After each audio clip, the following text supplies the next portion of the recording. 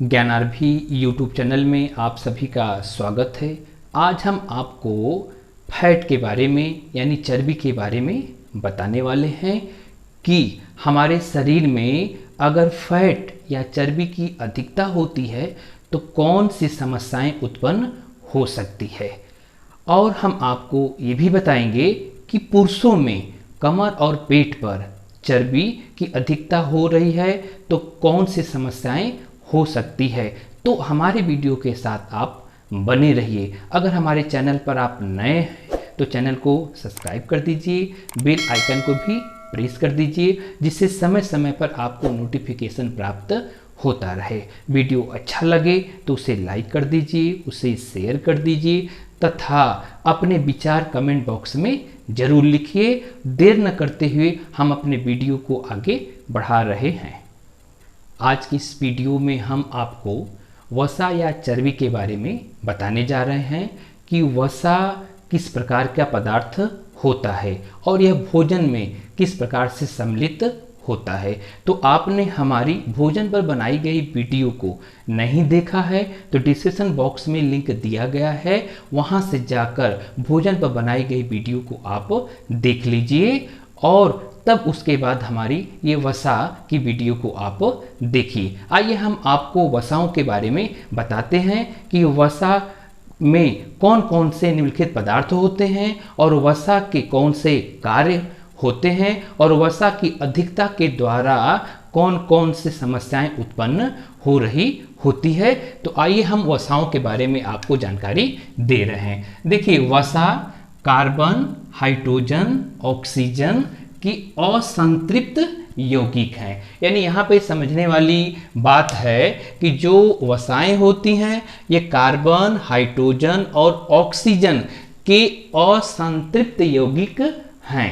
इसके अलावा आप देखेंगे कि मक्खन, पनीर, दूध, घी आदि इसके प्रमुख स्रोत हैं।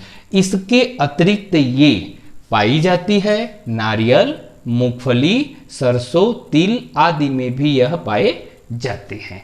तो अभी हमने आपको इनके संगठन को बताया कि वसा कौन कौन से संगठन पाए जाते हैं। तो वसा में जो संगठन है वह कार्बन, हाइड्रोजन और ऑक्सीजन का संगठन है। इनके स्रोत की हमने बताया कि स्रोत में क्या क्या है। तो स्रोत में आपने देखा दूध, घी, पनीर आदि है। इसके अलावा आपने देखा कि नारियल है, तिल है और सरसों का तेल है। आइए हम आपको बताते हैं कि वसाओं के कार्य क्या है। देखिए, वसाओं का कार्य क्या है कि शरीर में अतिरिक्त कार्बोहाइड्रेट वसा के रूप में संचित रहती है। यहाँ जानने की ये बात है कि शरीर में जो अतिरिक्त कार्बोहाइड्रेट है वह वसा के रूप में संचित होती है और वसा के रूप में जब ये संचित होती है तो करती क्या है, ऊर्जा प्रदान करने में सहायक होती है। कौन? यानी कार्बोहाइड्रेट जब वसा के रूप में संचित होगी तो ये हमारे शरीर को क्या देगी, ऊर्जा देगी। आगे हम बात करते हैं कि कार्बोहाइड्रेट की तुलना में वसा से अधिक ऊर्जा प्राप्त होती है। यानी कार्बोहाइड्रेट की तुलना में वसा से हमें सबसे अधिक ऊर्जा प्राप्त होती है। क्यों प्राप्त होती है? प्रश्न ये पूछ सकता है कि क्यों प्राप्त होती है। तो आप बताएंगे कि वसा में जल के मात्रा जो होती है, यानी वसा में जो जल की मात्रा होती है वह कम होने से वसाओं में ऊर्जा का संचय ज्यादा होता है। यानी वसा में जल की मात्रा या जल के कण कम होते हैं जिससे ऊर्जा का संचय ज्यादा होता है। इस वजह से वसाओं से हमें सबसे अतिरिक्त ऊर्जा प्राप्त होती है। अब हम आपको बताएंगे, अगले पॉइंट की बात करेंगे। तो अगले पॉइंट में आप ये देखेंगे कि ये कौन? वसा ताप नियंत्रक होते हैं। यानी वसा क्या है? ताप नियंत्रक हैं। यानी हमारे शरीर के ताप को बैलेंस बनाने में मदद करते हैं। और प्रोटीन के साथ मिलकर अगर हम बात देखेंगे तो प्रोटीन के साथ मिलकर कोशिका कला का यह निर्माण करते हैं। यानी वसा जो होती है हमारे शरीर में प्रोटीन के साथ मिल जाएंगे और प्रोटीन के साथ मिलकर कोशिका कला यानी हमारे कोशिकाओं के बाह्य कला का निर्माण करेंगे। तो हमने अभी आपको वसा के बारे में बताया और उनके कार्य के बताएंगे। ये चीज़ें आपने जान लिया। और आप ये जानेंगे कि जब हमारे शरीर में वसाओं की अधिकता होती है, तो जब वसाओं की अधिकता हो रही है तो हम उसे क्या कहते हैं, मोटापा कहते हैं। तो मोटापा क्या है, यानी हमारे शरीर में आवश्यकता से अधिक फैट का पाया जाना, तो वह एक मोटापा का कारण बनता है। देखिए, मोटापा में चाहे भारत हो चाहे अन्य देश हों, सभी ग्रसित होते हैं। यहाँ पर हम आपको ये बताना चाहते हैं कि पुरुषों में अगर कमर पर या पेट पर यह चर्बियां अधिकतम होती हैं तो उनकी अधिकता से क्या समस्याएं उत्पन्न हो सकती है। यानी पुरुषों की हम बात करेंगे, यानी स्त्रियों की बात नहीं करेंगे। तो पुरुषों में हम ये देखेंगे कि चर्बी की अधिकता पेट और कमर पर होती है, तो इससे क्या समस्याएं हो सकती हैं, आइए हम आपको बताते हैं। अब देखिए, अधिकता के बारे में हम आपको बता ही रहे हैं कि पेट और कमर के आसपास जमी चर्बी को हल्के में न लें।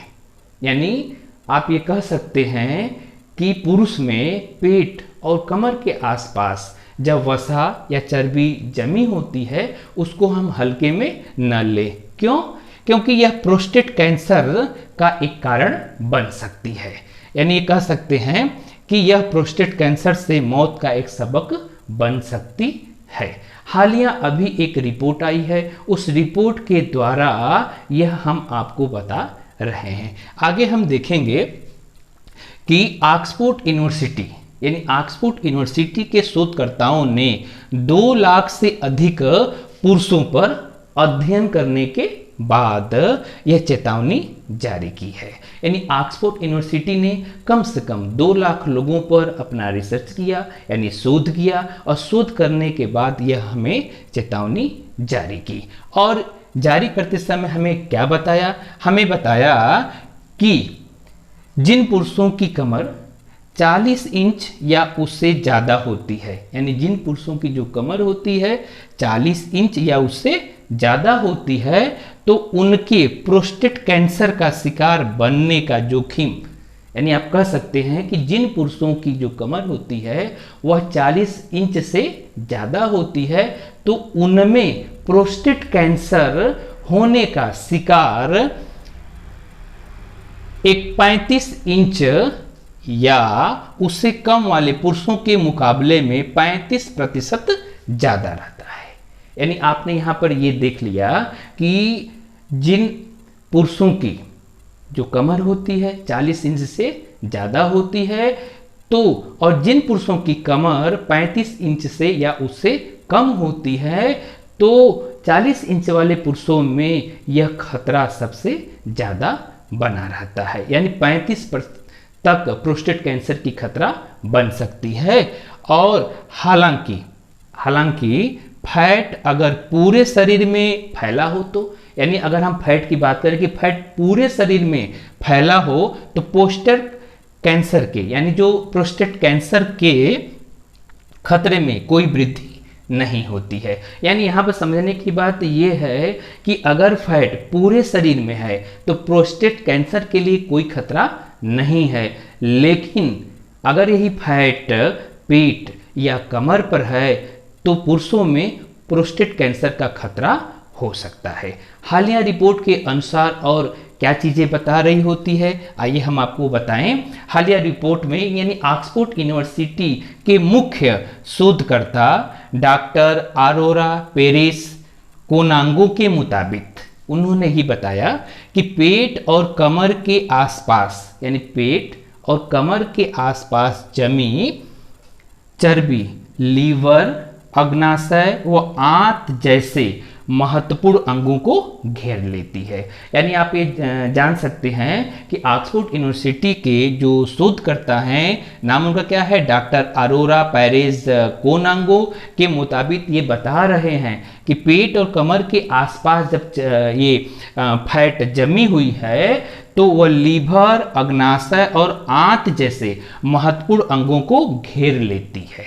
आपको पता है ना कि पेट पर और कमर के आसपास अगर चर्बी है तो वह करती क्या है कि लीवर, अग्नाशय और आंत जैसे महत्वपूर्ण अंगों को यह घेर लेती है। अब जब घेर लेती है तो होता क्या है कि इससे उपापचय की क्रिया से लेकर, यानी आप यहां समझने की बात है कि उपापचय क्रिया से लेकर इंसुलिन उत्पादन, यानी उपापचय कौन करेगा? लीवर करेगा, और अग्नाशय क्या करेगा? इंसुलिन का उत्पादन करेगा। तो इंसुलिन उत्पादन जैसी क्रियाएं बिगड़ जाएंगी, यानी कह सकते हैं कि उपापचय क्रिया से लेकर इंसुलिन के उत्पादन तक क्रियाएं क्या हो जाएंगी?